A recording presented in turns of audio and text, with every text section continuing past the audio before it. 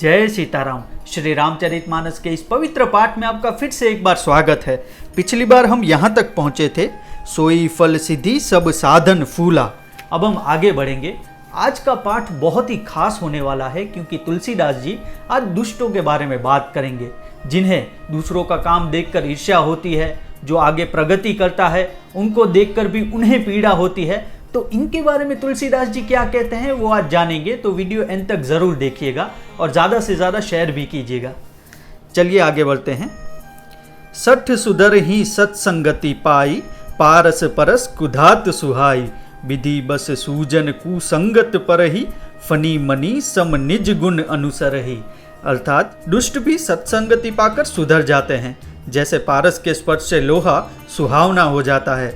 किंतु देवयोग से यदि कभी सज्जन कुसंगति में पड़ जाते हैं तो वे वहां भी सांप की मणि के समान अपने गुणों का ही अनुसरण करते हैं। अर्थात जिस प्रकार सांप का संसर्ग पाकर भी मणि उसके विष को ग्रहण नहीं करती तथा अपने सहज गुण प्रकाश को नहीं छोड़ती, उसी प्रकार साधु पुरुष दुष्टों के संग में रहकर भी दूसरों को प्रकाश ही देते हैं। दुष्टों का उन पर कोई भी प्रभाव नहीं पड़ता। यानी कि सज्जन हो या दुष्ट, जो भी साधु के संपर्क में आता है उनके लिए वो एक समान ही हो जाते हैं और दुष्टों का प्रभाव कभी भी साधु पे नहीं पड़ता। लेकिन हाँ, साधु के प्रभाव से दुष्ट सुधर जरूर सकते हैं। चलिए आगे बढ़ते हैं। विधि हरि हर कवि को विद बानी, कहत साधु महिमा सकुचानी, सोमो सन कही जात न कैसे, साक बनिक मणि गुण गण जैसे। अर्थात ब्रह्मा, विष्णु, शिव, कवि और पंडितों की वाणी भी संत महिमा का वर्णन करने में सकुचाती है। वह मुझसे किस प्रकार नहीं कही जाती, जैसे साग तरकारी बेचने वाले से मणियों के गुण समूह नहीं कहे जा सकते। अर्थात यहाँ पर तुलसीदास जी संत की महिमा को बता रहे हैं। वो अपरंपार है, उनके जैसी महिमा किसी की भी नहीं। कोई भी उनके संपर्क में आएगा वो मोक्ष की प्राप्ति करेगा। आगे बढ़ते हैं। बंधु सत समान चित, हित अनहित नहीं कोई, अंजलि गत शुभ सुमन जीमी, सम सुगंध करे दोई। अर्थात मैं संतों को प्रणाम करता हूँ जिनके चित्त में समता है, जिनका न कोई मित्र है और न ही कोई शत्रु। जैसे अंजलि में रखे हुए सुंदर फूल दोनों ही हाथों को समान रूपी सुगंधित करते हैं, वैसे ही संत शत्रु और मित्र दोनों को ही समान रूप से कल्याण देते हैं। जैसा कि मैंने बताया, जब भी कोई संत बनता है तो वह संसार रूपी मोह को छोड़ देता है। उसके बाद ना ही कोई उसका दोस्त होता है, ना ही कोई उसका शत्रु। उसके लिए सब एक समान होते हैं। तो चलिए आगे बढ़ते हैं। संत सरल चित जगत हित, जानि सुभाव सुनैहु, बाल विनय सुनि करी कृपा, राम चरण रति देहु। अर्थात संत सरल हृदय और जगत के हितकारी होते हैं। उनके ऐसे स्वभाव और स्नेह को जानकर मैं विनय करता हूँ। मेरी इस बाल विनय को सुनकर कृपा करके श्री राम जी के चरणों में मुझे प्रीति दें। तो यहाँ पर तुलसीदास जी बड़ी अच्छी बात करते हैं कि संत का स्वभाव बहुत ही चंचल होता है, कोमल होता है। जब भी हम संत के पास जाते हैं उनमें से एक पॉजिटिव ऊर्जा आती है, एक सकारात्मक शक्ति मिलती है और वो सदैव मुस्कुराते रहते हैं। यानी कि हम जब भी उनके पास बैठते हैं तो मन को अतिशय शांति मिलती है। तो हमें भी ऐसे संत के पास जाना चाहिए, कथाओं में जाना चाहिए, सत्संग सुनने चाहिए। यही हमारा सनातन धर्म भी कहता है और यही मोक्ष का रास्ता है। तो चलिए आगे बढ़ते हैं। बहुरी बंदी खल गन सती भाए, जे बिनु काज दाहिनेहु बाएं, पर हित हानि लाभ जिन्ह केरे, उजरे हर्ष विषाद बसेरे। अर्थात अब मैं सच्चे भाव से दुष्टों को प्रणाम करता हूँ, जो बिना ही प्रयोजन अपना हित करने वाले के भी प्रतिकूल आचरण करते हैं।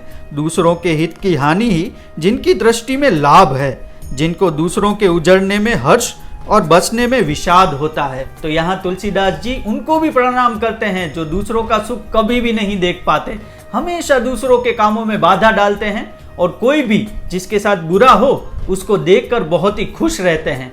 ऐसे व्यक्तियों को भी कहते हैं कि मेरा प्रणाम। यानी कि दुष्टों को हमेशा ही दूसरों के दुख में सुख नजर आता है। अगर किसी का बुरा हो गया तो वो बहुत ही खुश होगा, उससे ईर्ष्या करेगा। तो ऐसे लोग कभी भी जीवन में सुखी नहीं हो सकते।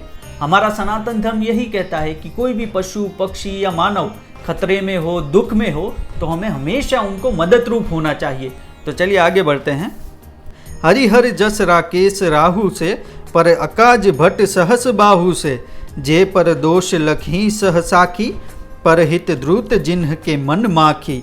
अर्थात जहाँ कभी भगवान विष्णु या शंकर के यश का वर्णन नहीं होता, उसी में वे बाधा देते हैं। और दूसरों की बुराई करने में सहस्त्र बाहु के समान वीर हैं, जो दूसरों के दोषों को 1000 आंखों से देखते हैं और दूसरों के हित रूपी घी के लिए जिनका मन मक्खी के समान है, अर्थात जिस प्रकार मक्खी घी में गिरकर उसे खराब कर देती है और स्वयं भी मर जाती है, उसी प्रकार दुष्ट लोग दूसरों के बने बनाए कामों को भी अपनी हानि करके भी बिगाड़ देते हैं। तो यहाँ पर दुष्टों का वर्णन किस तरह से किया जाता है, जो विष्णु और शंकर भगवान की स्तुति कभी नहीं करते, जिनके पास भी अगर विष्णु और शंकर का नाम लें तो उन्हें पीड़ा होने लगती है और दूसरों का अहित करने में बहुत ही अच्छा लगता है, चाहे भले ही उनका काम बिगड़ जाए पर उसका भला नहीं होना चाहिए। ऐसी बुद्धि वालों को तुलसीदास जी कहते हैं कि इनका कभी भी कल्याण नहीं होता, पूरा जीवन ये दुख में ही रहेंगे, क्योंकि इन्होंने कभी भी किसी का हित किया ही नहीं। अगर हम किसी का अच्छा नहीं कर सकते तो उसका बुरा भी नहीं करना चाहिए। अगर हम सक्षम हैं तो हाँ, हमें मदद करनी ही चाहिए, हमें दान से या किसी तरह और रूप से मदद करनी चाहिए। पर उसका बुरा अगर हम करेंगे तो हमारा भी बुरा ही होगा और नरक में जाना पड़ेगा। तो चलिए आगे बढ़ते हैं। तेज कृशानुरोष महिषेशा अध अवगुण धन धनी धनेशा उदय केत समहित सब ही के कुंभकर्ण सम सोवत नीके। अर्थात जो तेज में अग्नि और क्रोध में यमराज के समान है, पाप और अवगुण रूपी धन में कुबेर के समान धनी है, जिनकी बलती सभी के हित का नाश करने के लिए केतु के समान है और जिनके कुंभकर्ण की तरह सोते रहने में ही भलाई है। तो यहाँ पर तुलसीदास जी बड़ा ही अच्छा वर्णन करते हैं दुष्टों के बारे में, जो बहुत ही अवगुणी हैं, जो बहुत ही क्रोध में भी तीव्र हैं। तो इनका जीवन किस काम का? मानव जीवन हमारे शास्त्रों में वर्णन मिलता है कि 84 लाख योनि के बाद आता है। अगर इसी जीवन में भी हमने किसी की मदद नहीं की, हमने भक्ति नहीं की, तो ऐसा जीवन ही किस काम का। तो चलिए आगे बढ़ते हैं। पर अकाजु लगी तनु पर हरही जीमी हिम उपल कृषि दली गरही बंदऊ खल जस शेष सरोषा सहस बदन बर नई पर दोषा। अर्थात जैसे ओले खेती का नाश करके आप भी गल जाते हैं, वैसे ही वे दूसरों का काम बिगाड़ने के लिए अपना शरीर तक छोड़ देते हैं। मैं दुष्टों को शेष जी के समान समझकर प्रणाम करता हूँ, जो पराये दोषों का 1000 मुखों से बड़े रोज के साथ वर्णन करते हैं। तो यहाँ पर तुलसीदास जी कहते हैं कि जो दूसरों का अहित करने के लिए खुद मृत्यु तक को प्राप्त हो जाते हैं, इन लोगों का जीवन ही किस काम का, जो दूसरों का हित कभी देख ही नहीं सकते। अगर हम हमारे जीवन में किसी का अच्छा ना कर सकें तो हमें कभी भी किसी का बुरा भी नहीं करना चाहिए। तो यहाँ पर तुलसीदास जी उसी की बात कर रहे हैं। तो चलिए आगे बढ़ते हैं।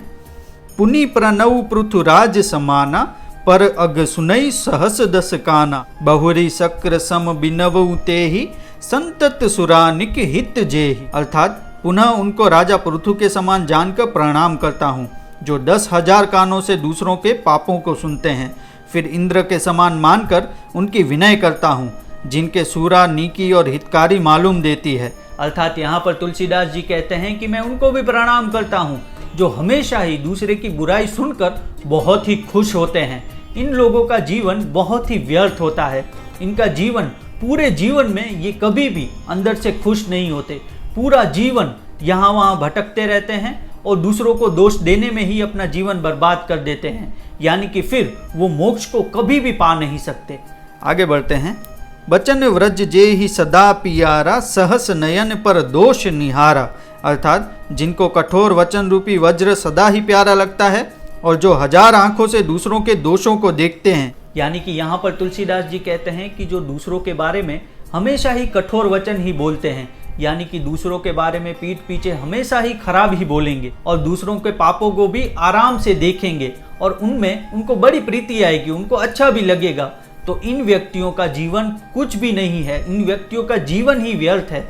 ऐसे व्यक्ति हमेशा ही अपना पूरा जीवन अपना ध्येय नहीं पा सकते और अंत में उनके साथ भी जो वो ऐसा करते हैं तो उनके साथ भी दूसरे ऐसा ही करते हैं। जैसा उन्होंने पूरा जीवन किया उनके साथ भी वैसा ही होता है और अंत में उनको मालूम होता है। तो चलिए आगे बढ़ते हैं। उदासीन अरिमीत हित सुनत जर ही खल रीति जानी पानी जुग जोरी जन बिनती करई सप्रीति। अर्थात दुष्टों की यही रीति है कि वे उदासीन, शत्रु अथवा मित्र किसी का भी हित सुनकर जलते हैं। यह जानकर दोनों हाथ जोड़कर यह जन प्रेम पूर्वक उनसे विनय करता है। तो तो यहाँ पर भी दुष्ट के बारे में तुलसीदास जी यही कहते हैं कि दुष्ट का चाहे शत्रु हो या मित्र, अगर उसकी चलती आती है, अगर उसका अच्छा होता है तो वो हमेशा उससे जलन करता है। तो दोस्तों यहाँ पर पाठ पूर्ण होता है। तो आपसे मैं एक निवेदन करना चाहूँगा, हमारा आचरण हमारे हाथ में होता है कि हमें कैसा रखना चाहिए। हमें हमेशा ही किसी की मदद कर, हमारा सनातन धर्म भी यही कहता है कि कोई भी ज़रूरतमंद, ऐसा नहीं कि मानव ही हो, पशु हो, पक्षी हो, कोई भी हो, हमारे इनकम में से, हमारे शास्त्रों में कई जगहों पे, पुराणों में भी वर्णन है, हमारे इनकम में से एक छोटा सा हिस्सा अगर हम निकाल कर चिड़ियों को खाना डालें, कोई पशु हो, गौ माता हो, अन्य कोई भी हो, कोई ज़रूरतमंद इंसान हो जो भूखा हो, उससे ही, यही हमारा जीवन है, यही हमें भक्ति में भी आगे बढ़ाता है और मोक्ष की तरफ ले जाता है और सफल जीवन बनाता है। तो दोस्तों आज के लिए इतना ही। अगर चैनल सब्सक्राइब नहीं किया तो अभी सब्सक्राइब कर लीजिएगा। मिलते हैं अगले पार्ट के साथ, तब तक जय सीताराम।